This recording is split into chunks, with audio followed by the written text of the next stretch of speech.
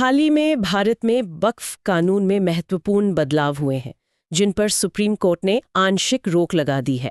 In this video, we will understand how the court ruled on key provisions like eligibility of Muslims practicing for 5 years, powers given to collectors, and representation of non-Muslims in waqf bodies.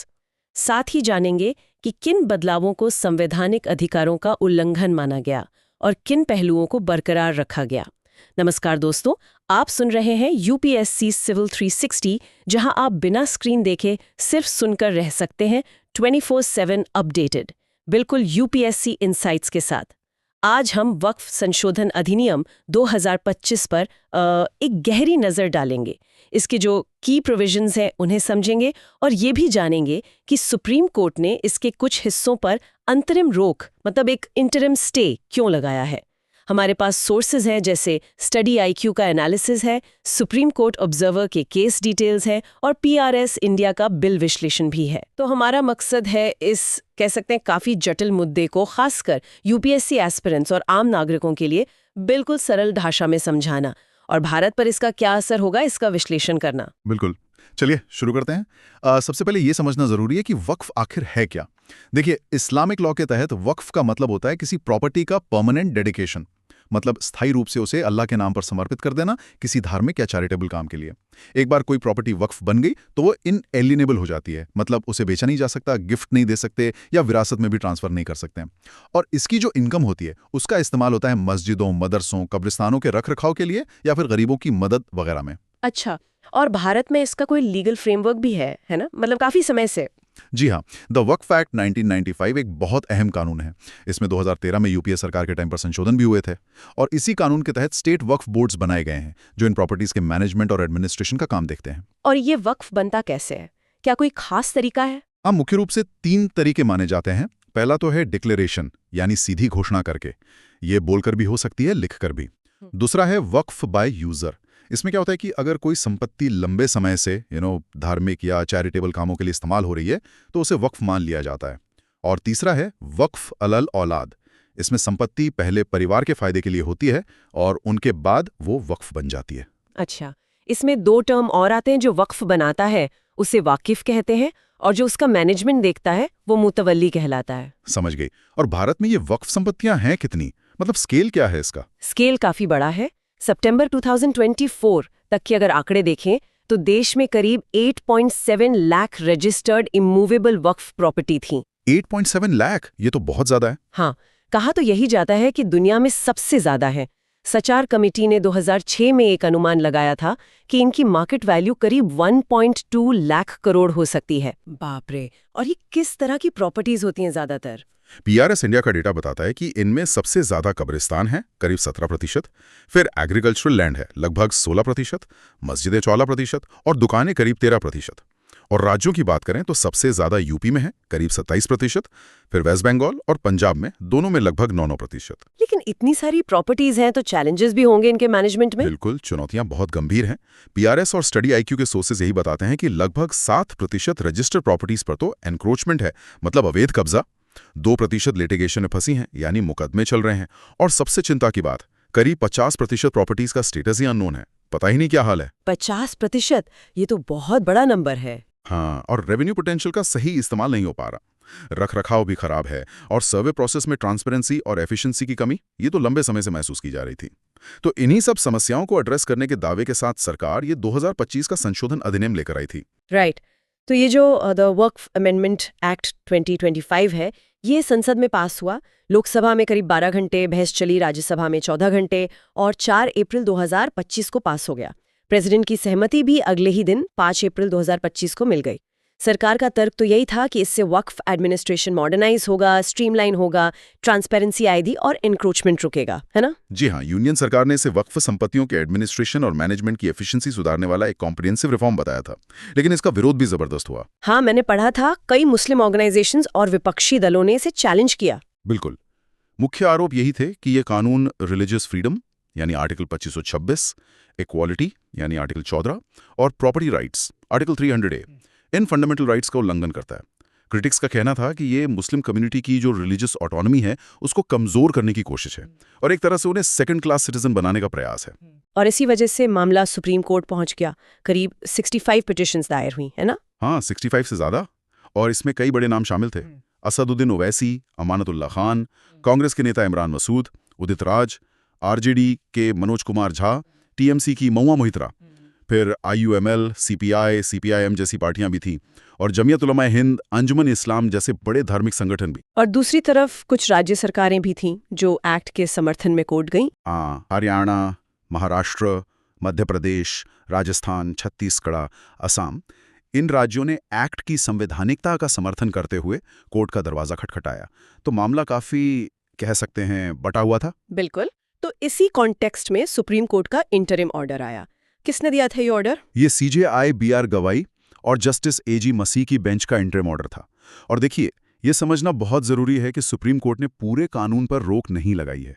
ये सिर्फ एक interim stay है। अच्छा, मतलब temporary रोक। हाँ, वो भी कुछ स्पेसिफिक की प्रोविजंस पर। मामले की फाइनल हियरिंग अभी होनी है, उसके बाद ही अंतिम फैसला आएगा। ओके, तो चलिए उन स्पेसिफिक प्रोविजंस को देखते हैं जिन पर कोर्ट ने फिलहाल रोक लगाई है।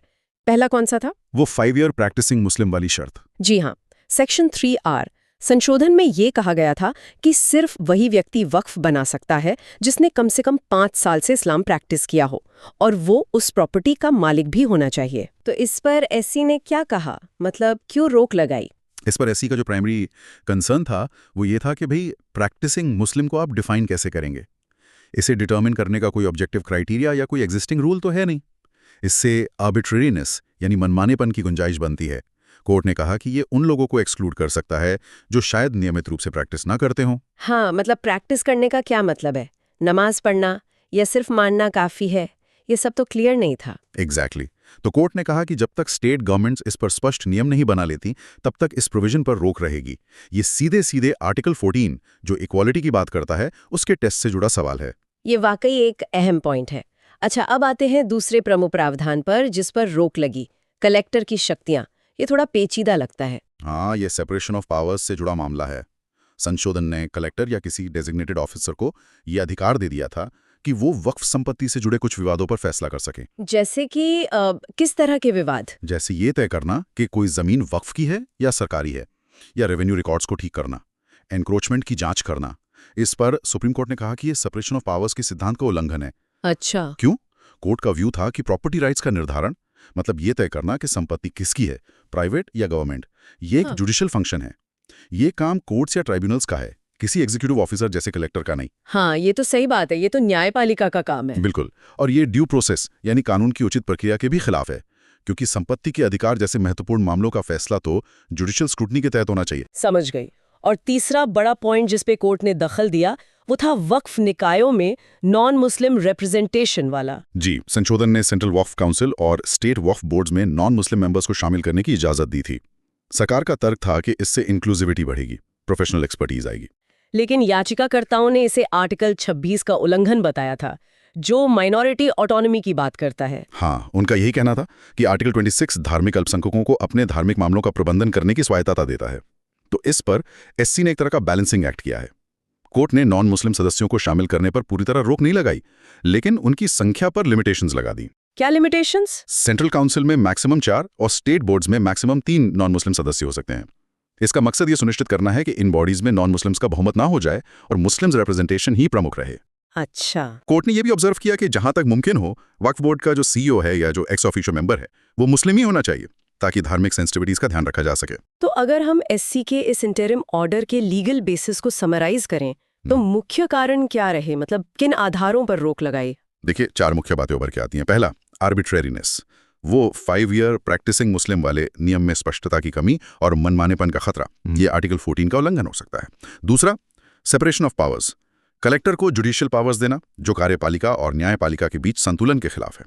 तीसरा, माइनॉरिटी राइट्स यानी आर्टिकल 26, नॉन मुस्लिम रिप्रेजेंटेशन को लिमिट करके अल्पसंख्यक समुदाय के अधिकारों को संतुलित करने की कोशिश। और चौथा, ड्यू प्रोसेस और right to property article 300A, संपत्ति विवादों के निपटारे में जुडिशियल प्रोसेस का पालन जरूरी है। लेकिन ये जानना भी जरूरी है कि एससी ने पूरे एक्ट पर तो रोक नहीं लगाई है, तो कौन से प्रावधान हैं जो अभी भी लागू हैं? हाँ, एक बहुत महत्वपूर्ण प्रावधान जो अभी भी लागू है वो है सभी वक्फ संपत्तियों का मैंडेटरी रजिस्ट्रेशन।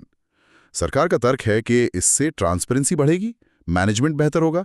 इस पर कोर्ट ने कोई रोक नहीं लगाई है। अच्छा, रजिस्ट्रेशन वाला जारी है। जी, इसके अलावा एक्ट में कई और एडमिनिस्ट्रेटिव और प्रोसीजरल रिफॉर्म्स भी थे, जैसे रिकॉर्ड कीपिंग, सर्वे मेथड्स वगैरह। उन पर भी फिलहाल कोई रोक नहीं है, हालांकि फाइनल वर्डिक्ट में शायद इन पर भी विचार हो। So what does this all mean? अगर हम इसे यूपीएससी पर्सपेक्टिव से देखें तो इस पूरे घटनाक्रम का इम्पैक्ट और एनालिसिस क्या निकलता है? हाँ, if we connect this to the bigger picture, तो ये सुप्रीम कोर्ट का एक सेलेक्टिव पॉज है। ये फुल स्टॉप नहीं है। कोर्ट ने एक्ट के उन हिस्सों पर रोक लगाई है जो सीधे तौर पर फंडामेंटल राइट्स या कॉन्स्टिट्यूशनल प्रिंसिपल से टकराते दिख रहे थे, जैसे आर्बिट्रेरीनेस या सेपरेशन ऑफ पावर्स। लेकिन साथ ही वक्फ प्रशासन में सुधार, रजिस्ट्रेशन और स्ट्रीमलाइनिंग का जो अंडरलाइंग गोल था, उसे पूरी तरह खारिज नहीं किया है। हाँ, ये संसद के लिए भी एक तरह का संकेत है ना, कि कानून बनाने की शक्ति तो है, लेकिन वो फंडामेंटल राइट्स के दायरे में होनी चाहिए। यहाँ आर्टिकल्स 14, 25, 26 और 300A के संभावित उल्लंघन और संशोधन के प्रोविजंस के बीच सीधा टकराव दिख रहा था, जिसे कोर्ट ने एड्रेस करने की कोशिश की है। बिल्कुल। अब आगे क्या होगा? एक तो स्पष्ट नियमों की जरूरत पड़ेगी, जैसे प्रैक्टिसिंग मुस्लिम को डिफाइन करने के लिए, और जाहिर है फाइनल वर्डिक्ट का इंतजार रहेगा। वो वक्फ प्रशासन के भविष्य के लिए बहुत निर्णायक होगा। ये भी हो सकता है कि केंद्र या राज्य सरकारें एससी की चिंताओं को देखते हुए एक्ट में कुछ और बदलाव या क्लैरिफिकेशंस लेकर आएं। अब अगर हम पीआरएस और एससीओ के एनालिसिस को थोड़ा और गहराई से देखें तो कुछ और बारीक मुद्दे भी सामने आते हैं। शायद इन पर फाइनल हियरिंग में बहस हो, जैसे वक्फ बाय यूजर का प्रावधान। हाँ, संशोधन ने भविष्य की प्रॉपर्टीज के लिए इसे हटा दिया था, लेकिन क्या ये रेट्रोस्पेक्टिव इफेक्ट से लागू होगा? मतलब जो पहले से वक्फ बाय यूजर हैं उनका क्या होगा? इस पर क्लैरिटी नहीं है। ये तो अनिश्चितता पैदा कर सकता है। बिल्कुल। एक और बहुत महत्वपूर्ण बदलाव था वक्फ ट्रिब्यूनल्स की कॉम्पोजिशन में। हाँ, उसमें क्या बदलाव था? संशोधन ने ट्रिब्यूनल से मुस्लिम लॉ के एक्सपर्ट को हटा दिया। अब इसमें एक जज होंगे और राज्य सरकार का एक अधिकारी होगा, जॉइंट सेक्रेटरी रैंक का। तो पीआरएस एनालिसिस ये सवाल उठाता है कि क्या बिना मुस्लिम लॉ के स्पेशलिस्ट के ये ट्रिब्यूनल वक्फ विवादों का निपटारा इस्लामिक जूरिस्प्रूडेंस के सिद्धांतों के अनुसार प्रभावी ढंग से कर पाएंगे, जबकि बाकी स्पेशलाइज्ड ट्रिब्यूनल्स जैसे एनसीएलटी या एपीटीएल में टेक्निकल मेंबर्स होते हैं। एग्जैक्टली, ये एक अहम सवाल है। आर्टिकल 26 के उल्लंघन का सवाल भी सिर्फ नॉन मुस्लिम रिप्रेजेंटेशन तक ही नहीं है। शायद पीआरएस कुछ और भी कह रहा था। हाँ, पीआरएस ये इशारा करता है कि स्टेट बोर्ड्स में इलेक्टेड मेंबर्स की जगह नॉमिनेटेड मेंबर्स को ज्यादा महत्व देना, ये भी कहीं ना कहीं धार्मिक समुदाय की अपने मामलों को मैनेज करने की ऑटोनॉमी को कम कर सकता है। इसकी तुलना अक्सर हिंदू एंडाउमेंट्स एक्ट या सिख गुरुद्वाराज एक्ट से की जाती है, जहां गवर्नेंस स्ट्रक्चर्स अलग हैं। पर क्या ये तुलना सही है, ये भी बहस का मुद्दा है। और वो सीईओ वाली बात कि सीईओ का मुस्लिम होना जरूरी नहीं रहा, जी, इसे भी चैलेंज किया गया है। जहां सरकार इसे सेक्युलर एडमिनिस्ट्रेशन बता सकती है, वहीं सचर कमेटी ने कहा था कि वक्फ मामलों के लिए इस्लामिक लॉ के जानकार अधिकारियों की जरूरत होती है। और आर्टिकल 14 का उल्लंघन, वो 5 ईयर प्रैक्टिसिंग मुस्लिम रूल के संदर्भ में पीआरएस ने इस पर क्या कहा? पीआरएस एनालिसिस पूछता है कि आखिर इस 5 साल की अवधि का रैशनल क्या है, मतलब तार्किक आधार क्या है? 5 साल ही क्यों, 3 या 7 क्यों नहीं? क्या ये क्लासिफिकेशन किसी लेजिटिमेट ऑब्जेक्टिव को हासिल करने के लिए जरूरी है, या ये बिना किसी स्पष्ट पब्लिक पर्पस के डिस्क्रिमिनेशन करता है? ये आर्टिकल 14 के तहत टेस्ट किया जाएगा। अच्छा, एक और बात, इंडियन ट्रस्ट एक्ट से इसकी तुलना कैसे की जा सकती है? देखिए, उद्देश्य चैरिटेबल हो सकता है दोनों का, लेकिन वक्फ एक यूनिकली इस्लामिक कॉन्सेप्ट है। इसकी क्रिएशन, गवर्नेंस, डिस्प्यूट रेजोल्यूशन, ये सब ट्रस्ट लॉ से काफी अलग हैं। वाकिफ की एलिजिबिलिटी, प्रॉपर्टी का इनएलिएनेबल होना, मुतवल्ली का रोल, ये सब अलग हैं। और एक ड्राफ्टिंग कॉन्ट्रडिक्शन की भी बात थी। हाँ, वो भी पीआरएस ने पॉइंट आउट किया है। बिल एक तरफ नॉन मुस्लिम सदस्यों को डिस्क्वालीफाई करने वाला पुराना प्रोविजन रखता है और दूसरी तरफ नए सेक्शन में नॉन मुस्लिम सदस्यों को अनिवार्य भी करता है। तो ये थोड़ी कंफ्यूजन वाली बात है। आखिर में थोड़ा इंटरनेशनल कंपैरिजन भी देख लेते हैं। क्या दूसरे मुस्लिम मेजॉरिटी देशों में भी ऐसा ही है वक्फ का गवर्नेंस? नहीं, काफी डाइवर्सिटी है। पीआरएस के एनालिसिस के मुताबिक यूएई, इंडोनेशिया, मलेशिया, बांग्लादेश जैसे देशों में वक्फ गवर्नेंस के मॉडल्स अलग-अलग हैं। कहीं वाकिफ कोई भी हो सकता है, कहीं मुस्लिम होना जरूरी है। एडमिनिस्ट्रेटिव स्ट्रक्चर्स भी अलग हैं, कहीं नेशनल लेवल बॉडी है, कहीं स्टेट लेवल। डिस्प्यूट रेजोल्यूशन भी अलग है। तो कोई एक यूनिवर्सल मॉडल नहीं है। So what does this all mean? चलिए सब कुछ समेटते हैं। वक्फ संशोधन अधिनियम 2025 का उद्देश्य तो वक्फ प्रशासन में ट्रांसपेरेंसी और एफिशिएंसी लाना था, लेकिन इसके कई प्रावधानों पर फंडामेंटल राइट्स के उल्लंघन के आरोप लगे। सुप्रीम कोर्ट ने फिलहाल एक बैलेंस्ड अप्रोच अपनाते हुए कुछ की कंट्रोवर्शियल प्रोविजंस पर इंटरिम रोक लगा दी है, जैसे 5 साल प्रैक्टिसिंग मुस्लिम की शर्त, कलेक्टर की जुडिशियल पावर्स और वक्फ निकायों में नॉन मुस्लिम्स का अनलिमिटेड रिप्रेजेंटेशन। हाँ, जबकि मैंडेटरी जैसे सुधार जारी हैं, कोर्ट ने ये साफ किया है कि लेजिस्लेटिव रिफॉर्म फंडामेंटल राइट्स और कॉन्स्टिट्यूशनल प्रिंसिपल्स की कीमत पर नहीं हो सकते। बिल्कुल। अब फाइनल फैसला भारत में वक्फ प्रशासन की दिशा तय करेगा, और ये यूपीएससी के लिहाज से कॉन्स्टिट्यूशनल लॉ, गवर्नेंस और माइनॉरिटी राइट्स के इंटरसेक्शन का एक बहुत ही महत्वपूर्ण केस स्टडी है। दोस्तों, अब आपके लिए एक सवाल। क्या सरकार के ये नए प्रावधान समानता और पारदर्शिता सुनिश्चित करते हैं, या इसमें और सुधार की जरूरत है? अपनी राय हमें कमेंट सेक्शन में जरूर बताइए। अगर आपको ये चर्चा पसंद आई तो चैनल को लाइक, सब्सक्राइब और शेयर करना मत भूलिए। You are watching UPSC civil 360, the only UPSC channel you can just listen to. मिलते हैं अगले एपिसोड में एक और जरूरी मुद्दे के साथ। धन्यवाद और जय हिंद।